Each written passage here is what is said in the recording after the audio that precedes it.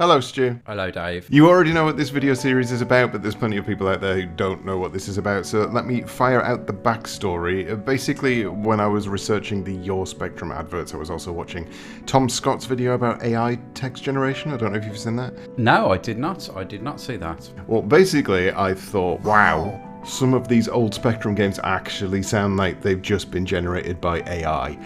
Looking at some of those adverts, some of them were just mad. Titles and images and everything feels like they've been plucked from the ether, so to speak.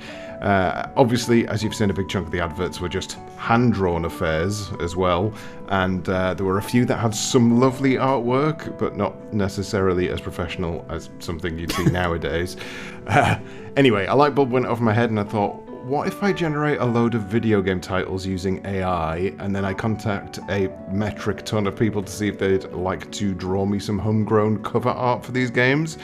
So I did that, and I would say practically everyone I'd gone out to gave me a yes, surprisingly, because this is a very stupid idea, but anyway. Now I've contacted people from across the board, guys on Patreon, guys on Twitter, other YouTube channels, pretty much pestered everyone I could think of to get involved, and I've had a massive pile of entries so far. They've also, in most cases, sent me back a little snippet of what they envision the game to be about, and in some cases I've taken their games and I've made a fake TV advert because this idea has just grown completely out of control at this point. So I'm going to take you through these titles, Stu. I'm going to reveal them to you, and what you're going to do is assign one of 3 price stickers. You've got the budget range, okay. Something that you would envision as just being straight in the $1.99 Firebird label. Yes, Firebird, or even, to be fair, even Dizzy. Even Dizzy was straight in the budget. It was, yeah. When it started getting a bit grander, people wanted it more, so they started putting bigger prices on. You've got the half-price sale, which is, well, it does look very good, but I would only buy it if it was half the price. Yeah, good. And you've got the premium price, so something where you're just like, yeah, day one pre-order purchase, day one DLC. AAA, exactly. So what we're going to do is, when we finish all of this, which is probably going to take years, well, maybe not take years, we're going to see how much fake money my fake collection of fake games would raise me if I was a fake publisher, and then I'm going to stop saying fake. Okay? Oh, very nice, yes. Okay, good, let's go. An all-you-can-eat restaurant seemed like a good idea, until the weird, futuristic Japanese toilets went bad. Can you make enough space for seconds? WC Hero. That's not what it is, so good guess. And you're probably close to what the image is, so this is the first one I actually got back. We have... Oh, nice. The Hateful Fist. That would be a very painful... jab in the bottom as well. Well, I really like that. It's really good. I like the attention to detail on the tiles. However, I think they're floor tiles, not wall tiles. Yes, it does look like the floor tiles from Twin Peaks' room as well. It does, yeah. Are you sitting on the toilet? A fast-paced text adventure where someone rides that dragon out of nightmare. Type waggle joystick left and waggle joystick right in quick succession to make him dig his spurs into the side of the dragon, forcing it to fly through the air and hopefully win the 1,500 meters before anyone involved loses the will to live. I'll show you the image without the title. Okay. Oh, wow. Okay, radio. There's your image. So we have Daley Thompson on a dragon. Yep. It's 3 words. Is it Daley Thompson's dragon? Oh, yeah! Oh, yes! Oh, that's Daley Thompson's dragon. He looks so fed up. He does. He looks incredibly fed up. I've been on my bloody dragon all past the day. I've been running, now I've got to do my bloody dragon. Yeah, that has to be budget. I mean, it got 1 out of 5. It did get 1 out of 5, and they also used a slightly shit-tinted brown to go behind Daley Thompson's dragon. It's like it's kind of like baby shit green, isn't it? Yeah, it is. Right, I've made an advert for this next one. This is a game where the AI just went absolutely mental with the title. Sometimes it'd bring things up that sound sort of similar to previous games. Sometimes it would just give me a mad sentence. This one is a cross between an actual game and a mad sentence where it didn't know when to stop. I'm going to play you the advert for this one, and then I want to know what sort of game you envision this one to be. The year is 1997, and the world is on the brink of destruction. The Soviets are secretly gathering intel on the West in preparation for a full-scale invasion.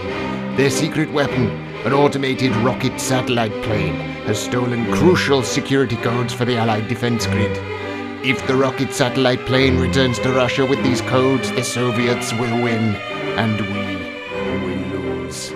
Now, for some inexplicable reason, the fate of the world no longer lies in the hands of politicians or generals, but those of a small boy with a large catapult.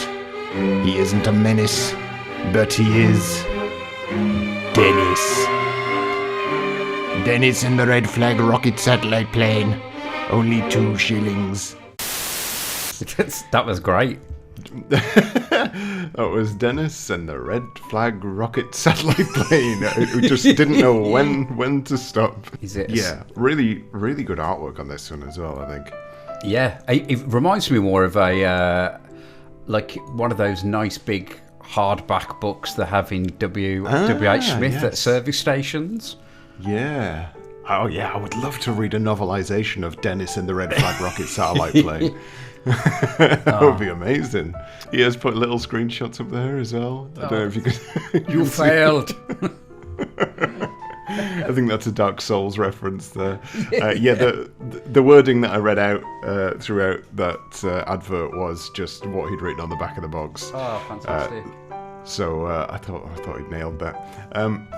He says he envisions it to be a part platformer, part racer, part flight sim in which you're chasing the titular plane across multiple levels before engaging it in a battle at the end.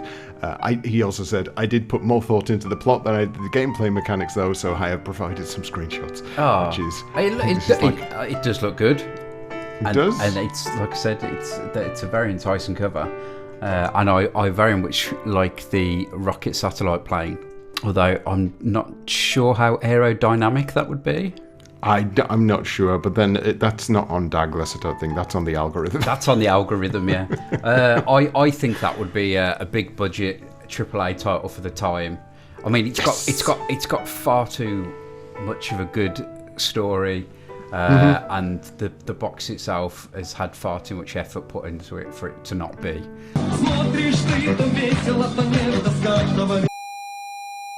I think the algorithm knew when I was about to give a title to someone who admitted they had no artistic skills whatsoever, because that's when it came up with the titles that either made no sense or were just a sentence. I gave it a big list of Spectrum games as examples, and I think it must have taken stuff like Worst Things Happen at Sea and presumed some of them were just actual statements and made up its own. This game is worse than anything else ever. There's the beautiful hand-drawn artwork for the title, which I'm going to show you first. This is the title that he's drawn. Bless him. Look at that. Oh. I think he borrowed his kids' pens and then didn't realise until after he'd finished that they were like watercolory style pens, so they just leaked. Yeah, it's a good bleeding effect. I mean, it is, yeah. Bleeding to death is worse than anything else ever. It is. What do you reckon the image underneath that would likely to be with a title like that? I mean, lots of things spring to mind, but they're not particularly safe for work. Like slicing your balls and covering it with vinegar and things like that. That's true. That is worse. It's a lot worse than what's being shown on this. I'll grant you that. Okay. You're not going to get it because in this in this artist's mind, the thing that's worse than anything else ever is being a caterpillar and having an anvil fall on your head. Oh, well, if you're a caterpillar, that's pretty bad. I suppose it depends on whose point of view you are. Was the description given anything to the caterpillar, or were they literally just given the title? Yeah, it's not even a caterpillar, it's a slug. According to the description. Sluggy slug. I apologise. I thought it was a caterpillar. It looks caterpillar. Anyway, guide Sydney Slug away from the falling anvils. Oh, the owners of this garden don't bother with salt. Oh, that's it. Well, they've hit the oh no, I can't hit the anvil on the head. That's not a saying. I wish it was. I'm sorry, but that does look like a budget title.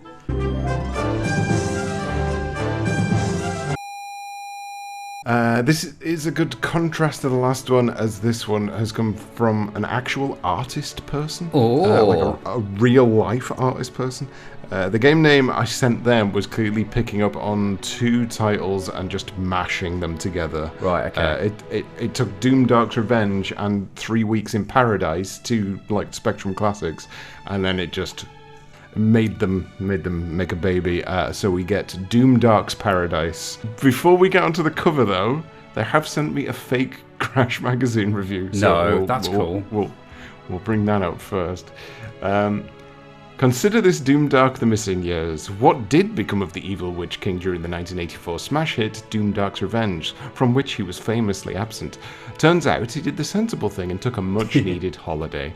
Once you get past the chirpy and incongruous rendition of Stevie Wonder's 1976 hit Pastime Paradise, which plays over the intro screen, this game sees you avoiding Luxor the Moon Prince and his knights in search of some R&R. Oh, that's very nice. It's lovely, isn't it? What are you expecting to see on the cover then, based on the title and the little fake review? Okay, so a night on holiday, relaxing.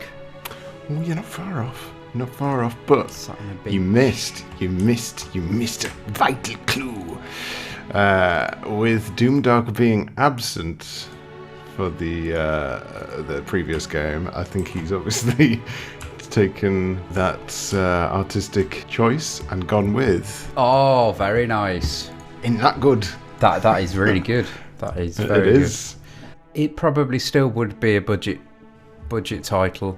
I'm very sorry. I think it's the whole. I think the premise isn't great.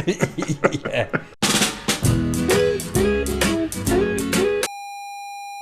This one is fantastic. Not only is it a weird as balls name, we've also got a custom-made advert which I've outsourced to DaglessTV. So we have a fake cover by one artist, and then I've got someone else to do a fake advert for it. It's starting to get a little meta, Stu. Okay. I couldn't think of anyone more appropriate to do this one. If you're not subscribed to DaglessTV, by the way, and you enjoy very dark humour and very UK-centred humour, then I implore you to check him out. I'll put a link in the description. But anyway, before we get to his advert, Stu, I want you to have a guess at the title. So she sent it across to me, the artwork, and she's described it as part of the My Little Pony franchise, but directed by Clive Barker, with a lamentation puzzle minigame and 13 levels of fun side-scrolling hell dimensions. Any guesses on that one? Hell Horse. Pointy Pony. No. Riders from Death. You're never gonna get it, Stu. So let's just go from there straight into Dagless's advert, I reckon.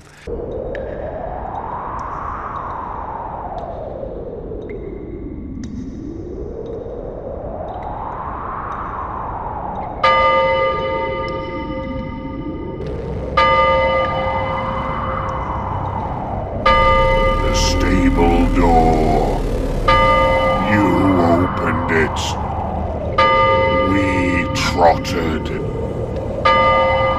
We'll tear your lawn apart.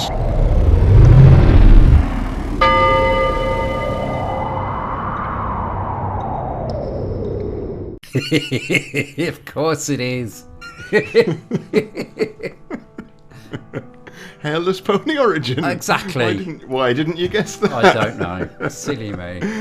I think they could be possible AAA titles that go into the bargain bin. Yes. So your mid-range price. Me. Are you trying to rap? Yeah. The mid-range. So she enjoyed doing those covers so much that she asked for another title off the back of this one. I figured I'd give her what is possibly the most random name the algorithm generated. So I'm just gonna show you the image on this one. Oh, okay. So we have what looks like Sooty in is it in like a prisoner of war camp? Oh, very good. And he's got Sweep by the neck on a chain. Yes. See, you're doing a lot better than I did, because when I first looked at this, I thought it was some sort of sex dungeon, and so he was wearing a bra on his head. Obviously, that was the obvious conclusion to come to. That's just where my mind goes, apparently. It just makes me think of like those 80s action movies where they've always in these POW camps, they've always got one bloke who's got something kind of tied around his head. Okay, so the title for this one is My Name is Soot. I'll have my name. It's good. I like it.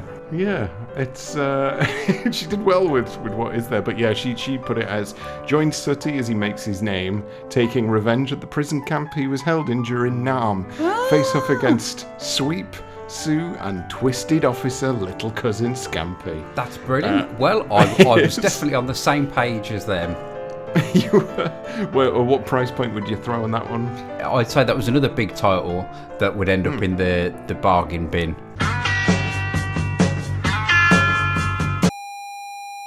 I'm just going to show you everything on this one, Stu. Okay. Because I've accidentally shown you it all anyway. Don't ruin the magic. Okay, here we are. Are you prepared? Are you prepared? Even though you've already seen it, are you prepared? I can't wait. Here it is. Oh, It's cool. It is. He looks like somebody, and I can't think who. That's an unfortunate thing, isn't it, that he actually looks like somebody. I mean, to me, he looks like one of the guitarists in... Actually, he looks like both guitarists from Mastodon smashed together into one person, but in his pants. What's he holding? He's got 6 fingers. Oh, you'll find out what he's holding, Stu. Can I have a guess? Oh, yeah, go on then. Is it a fleshlight? I wish it was. Oh. that would have sealed the deal on this one. No, it's in the first sentence of the description. Oh, okay. Rufus has woken up in the park again. Worse still, he's lost all of his Tanot's extra strong lager. Oh, very nice. Presumably that's what that is. Move Rufus through the park, finding all these cans, but avoid the old ladies and their dogs, or you'll have the bobbies after you. Oh. I'm not sure if the bobby is standing closer, but he's very small. Yeah. I'm not 100% sure on the perspective that's going on here. I don't mean to offend this person, but I think it would definitely be in the budget range. I don't think they'll be able to speak to you ever again, to be honest. I'm very sorry. Confusing a can of Tenet's lager with a fleshlight. I do apologise. That's bog soft for you. That's bloody bog soft. Does